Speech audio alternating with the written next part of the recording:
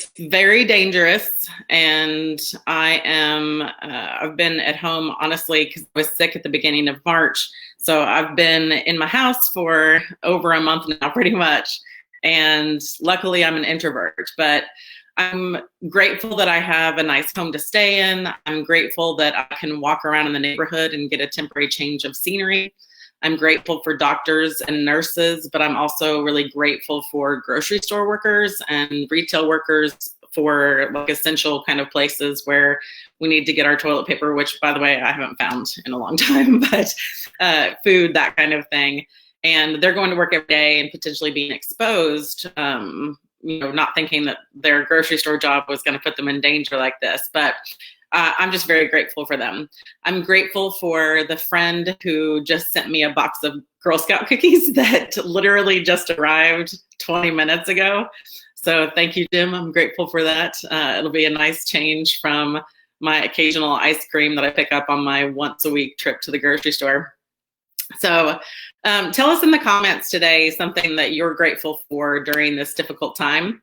So let us know. We can all kind of try to bolster each other, boost each other up a little bit.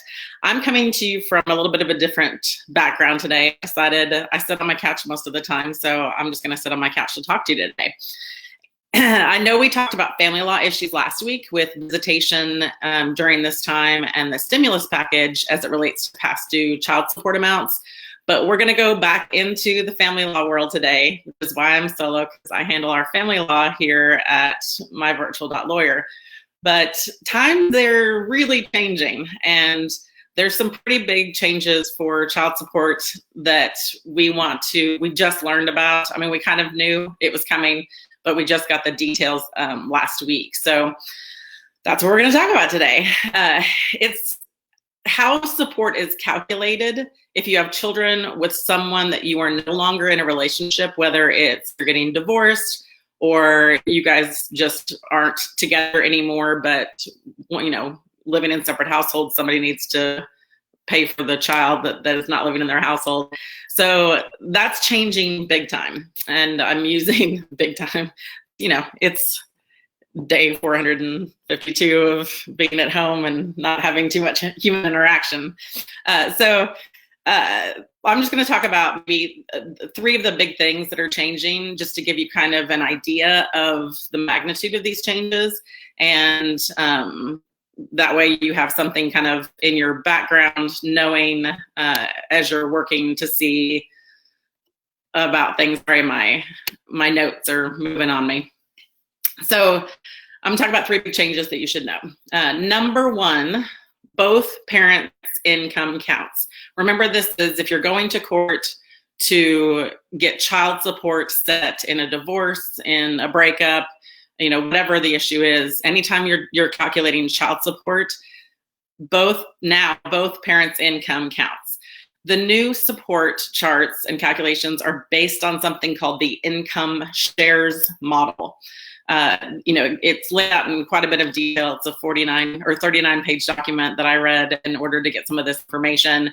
And I'll talk a little bit about the income shares here in point number 2. But in the past, there is, and these changes, by the way, are coming anything signed after June 30th is going to have to go by these new calculations. So we only have a couple more months with the old calculations, and then everybody's going to have to switch over to the new ones for anything that's submitted to a judge after June 30th of this year. So currently and in the past, if there's one parent that has primary custody, the person's income who is receiving the child support was not counted in the overall calculation. So that's a big change. Sorry, my notes keep on switching around on me. I think it's because Brooke is working on something, maybe not, but I think it's because Brooke is working on the same unit at the same time. The person's income who was receiving the child support was not counted in the overall calculation. That is no longer the case. The default is now that both parents' income has to be calculated for child support and shared responsibility. So whatever, even if it's a nominal amount that the primary custody person makes, doesn't really matter. They still have to be added into the overall child support calculation. So that's a big change. With joint custody, so that's if there's a primary custodian. With joint custody, it's going to get even more interesting, I think, because it's assumed that each parent will have the children for a minimum of 141 nights per year. So that leaves an extra 40 plus days that we have to figure out what to do with, because joint custody is going to be calculated, the support's going to be calculated largely the same as with primary custody, but you have to figure out what to do with those extra 40 days of the year. In that scenario, when you're figuring that out, you basically have to divvy out those 42 days, and whoever has them more gets more of the shared calculation. It's going to be really interesting to see kind of how that plays out with people's actual income and real life scenarios. I've seen a couple of examples, and it's, like I said, it's just going to be interesting going forward. So joint custody in the past, that's been where we've seen the calculation, like both parents' income is counted, but now it's also counted with primary custody, with one parent having primary custody, and the joint custody has to do with calculations of how many days over 141 that each parent has. So number 2, this is where I'm going to talk a little bit more in detail, because it's all about the percentages. So the income shares model is all about percentages of pretty much the idea of it is that the child or children should receive the same proportion of parental income that they would have received if the parents stayed together. So it's all about the kid, because that's what the support is not really being paid to your co-parent, it's being paid to the child.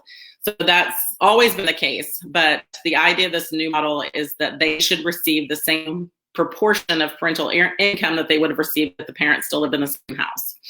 So what that means, the income from both parents is added together to get a total child support number based on total gross dollars and number of children. So total gross dollars, number of children, and here's where the math really starts. So you or your attorney have to calculate the percentage that each parent contributes to the household. Then that's the percentage of the support that the parent is responsible for paying.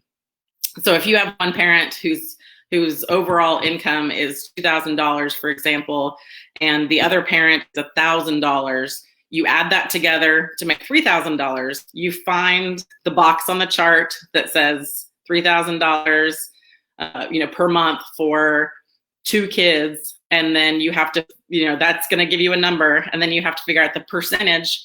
If it's even like that, 2,000 and 1,000, that's a little bit easier because it got 1/3 and 2/3. But then you have to figure out based on that number in the chart what the percentage is basically. So it's gonna be fun. I always say I didn't go to law school to do math, but I'm about to do a bunch of math and with percentages and things. So I feel for all of these parents at home that are having to do calculation, like doing this AMI work with their children.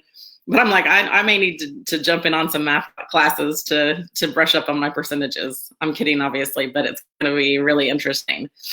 There's also a replacement affidavit of financial means. If you've ever been to court or worked with an attorney related to child support, then you have probably filled out an affidavit of financial means before. It's a document that basically everybody who's getting a divorce or splitting up really should fill out, because it's got debts, it lists out all of your debts and obligations and things like that, so that you can each kind of see what is the overall financial situation that you have and figure things out from there. But there's also a new worksheet, a child support worksheet that allows for deductions for government withholdings, like, state and federal income tax withholdings and things like that. And that is required now to be filed with every support order. The affidavit of financial means used to be required to be filed. Not every judge was real strict about that. In Pulaski County here where I live, they were pretty strict about it. There were some judges that were really strict about it, but not everybody was. So this new worksheet is now required to be filed in court with every support order. So, that's going to be a new document that you've got to fill out and have ready for the judge to look at. Another big change with, this calculation of percentages and everything is that health insurance premiums paid by a parent are no longer deducted from the income for chart purposes. Currently and in the past, that has been an allowable deduction on the affidavit of financial means, but that's not the case going forward. Now, insurance premiums along with childcare costs. So if you've got somebody who, obviously, maybe not now, but if you have someone who is a child who's in daycare or has after school care or whatever it might be, then along with any extraordinary child medical expenses, that's all added together. Whoever pays for it, that's all added together. And that same percentage that you got before is applied to the overall number. So if you've got one parent who's paying for health insurance premiums that are deducted from a paycheck or something like that, then the other parent is maybe paying for daycare. Right now, going forward, starting after June 30th on July 1st, you have to add those two up, basically, come up with a total number, do your percentages again, and there's gonna be a credit involved with the person who's paying, who's actually paying the support. If there's somebody who's primary who's paying support, or if it's not primary but has a larger income and is paying to the other person. So you add up all that stuff, you get your percentage, but then they also will get a credit for what they're already spending. So that's kind of, it's not double dipping, which is nice, but so that person's not paying you the extra. I've stopped coughing, now all of a sudden I'm coughing. It is not the coronavirus, I promise. It's the pollen is what it is. I know a lot of people are seeing a lot of yellow everywhere. It's all over my car, and I got out and walked yesterday, so it's kind of sitting in my body. That's kind of new. It's no longer an allowable deduction. It's added up together. A percentage is calculated, and that's going to go, into the overall support payment for the co-parent. The third thing that I'm going to mention, I just saw Brooke Moore's comment on the post about how your gratefulness, what are you grateful for? And she said she's grateful that it's not me doing this. That's hilarious. And it's the family law, helping people figure out amicably how to divorce, all that kind of stuff. It's one of my favorite things to do. I love doing adoptions. I love doing anything with children and helping people, work towards amicable resolutions instead of, fighting things out in court. And I kind of love this stuff. It's just going to be a little bit more work for me, but I do a lot of the math with our company anyway, so with our law firm. I love you, Brooke. So third thing I'm going to mention real quick, and then I'm going to let you go, but I, encourage you to comment and ask questions in the video and, set an appointment for a consultation, whatever, talk to an attorney. Don't talk to your friends about this. I'm sure you wouldn't be surprised, but there's so much bad information that people share because they heard a story about their cousin who did this or that. First of all, it's not going to be relevant anymore because all of this stuff is changing on July 1st. So unless they got a divorce on July 1st with this new chart and this new calculation, it doesn't really matter what their judge said 2 years ago or 10 years ago. So last I want to mention is that child support payments, the default now, so for the person who, there's almost always going to be somebody who's paying the other parent, even with these new calculations, because there's going to be some parent who earns more than the other parent. So there is going to be that exchange of money for the parent who earns more to the parent who earns less. But the new default for how that payment happens is actually going to be immediate income withholding. So income withholding either through your job or your paycheck, or I can't remember what the other option is, but it's immediate income withholding. Oh, that's what here. It's either through your job, like through your withholding from your paycheck, or withholding from a bank account. Those are, that's the default now, is that it immediately starts withholding from, with an order to your bank or to your job, so that it's, not exchanged by hands, that kind of thing. You're going to have to now show the court why you should be able to just pay your co-parent directly. I somehow would be surprised if parents or if judges are strict about that for parents who are getting along. I would say that definitely if you're fighting it out in court, they're probably going to go by this new default and automatically do an immediate income withholding. So, that's going to be a big deal for a lot of people. So keep that in mind. That's a new default as well. We really appreciate that the time that you've spent with us today. It's, this is a big change for you. It's a big change for lawyers. It's going to take some time to adjust and figure out the nuances and see how judges react to things. A lot of us, like Brooke and I, who've been practicing family law and doing divorces for a long time, we kind of know what the judges are going to do in certain situations because there's precedent for it. Precedent meaning that they've done it before. Like, this is how they've handled that situation in the past. This one's going to be starting from scratch a little bit on the child support calculations. So we'll just kind of have to see where that goes. And we want you to stay safe, stay inside. That's a big deal. Arkansas, we're not under a stay-at-home order, but it's very important to protect yourself and protect your family members who might be more susceptible. And we hope you have a great week. It's rained this morning here in Central Arkansas, but it's looking like it's maybe going to get some sun now.